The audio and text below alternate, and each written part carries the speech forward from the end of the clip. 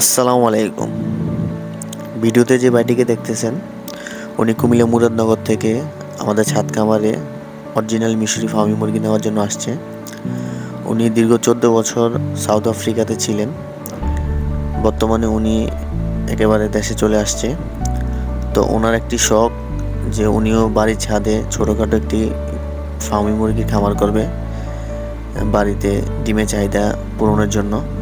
তো সেই জন্য অনেক দিন যাবৎ ফার্মি মুরগি খুঁজছে, বাট ওই রকম ভালো পাচ্ছে না। পরবর্তীতে ফেসবুকে আমাদের ছাদ খামারের পেজটি পাওয়ার পর আমাদের সাথে যোগাযোগ করে এবং কি আমরা বলি যে সরাসরি আমাদের খামারে চলে আসতে।